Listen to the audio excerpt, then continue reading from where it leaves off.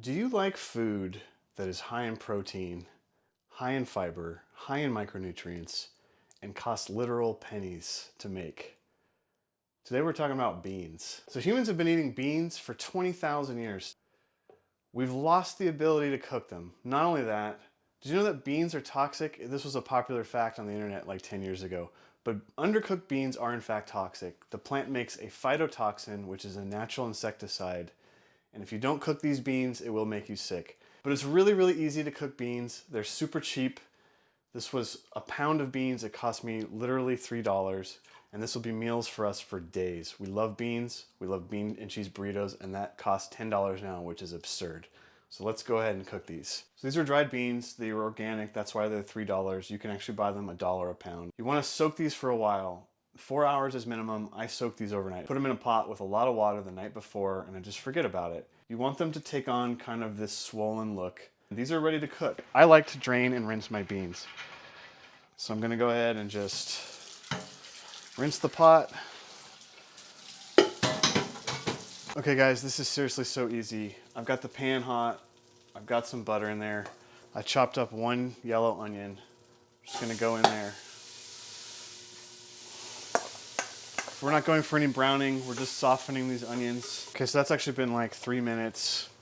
I'm really not looking for any browning at all. So the garlic's gonna go in. I've got 3 bay leaves here, gonna go in. And I'm gonna put my beans in. And I'm gonna add water, and I'm looking for, kind of like rice, I'm looking for about 1 knuckle of water above the beans. As you're cooking these, you can always add more water, or you can always take the lid off to evaporate water. In the end, you can get the consistency you want. So that's on the heat, and what I'm gonna do is I'm gonna put a cover on it, and I'm gonna bring this up to a hard boil for 10 minutes, and that's one way to really ensure that you're denaturing those toxins. Some people during that 10 minutes will skim the foam. I'm lazy, I don't usually do that. I don't really notice a difference. So we're gonna go 10 minutes on high heat, boil, and then we're going to simmer it for an hour. No salt at all for the first hour. Okay, we've been about an hour and 15 minutes here. Here's what my beans are looking like. The broth is getting kind of a light tan. So I'd say by the look of it, we are halfway there in terms of where I want it to be to eat. And there is a lot of moisture, so I'm gonna probably cook it for a little while with the lid off. But what we wanna do now is test a bean. So I've just picked one out, and what you want is that it kind of smashes easily. So that one smashes quite nice. Those are basically cooked now, they're safe to eat. They're not yet delicious. So I'm gonna let this keep going. I'm gonna put basically like 3 good pinches of salt. Salty beans taste good. If you don't have salt, they taste really bland. And then the other thing I like to put in there is, this is bacon fat. You can use lard, you can use butter. I'm gonna give it a nice big, what is that, like 2 teaspoons? I'll give it a little bit more. If you're gonna put bacon fat, it's gonna taste bacon fatty for a while, but I'm gonna cook this probably another hour, so that's fine. Within about 15 minutes, that flavor will integrate. If you ate it right now, it's like you feel like you're almost eating bacon fat. But we're gonna keep cooking these. They're gonna thicken way up. You can see a lot of these beans are broken. This is essentially like a refried bean recipe. And so when these beans break, they release their starch and it helps thicken the whole broth. Okay, we're at the finish line here. I cooked it a long time because I had way too much water. So don't put as much water as I said. But this is a nice consistency. Enough beans broke that it kind of really thickened up. If not, you can take a potato masher and just mash it.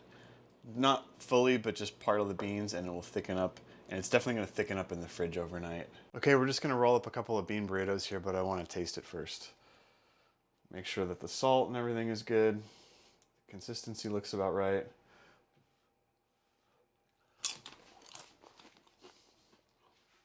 Right on, those are good beans. This is how we go down with this burrito. So we're gonna lay down a little bit of beans towards one side.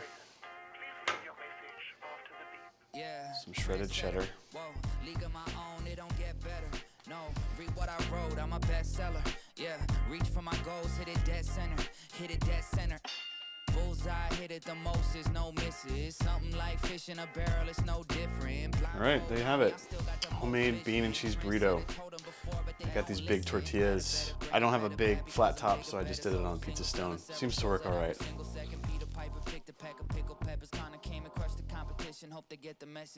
Yeah, buddy. That is a nice bean and cheese burrito. Didn't even cost me $10. And they're good for your heart. All right, guys. Catch you on the next one.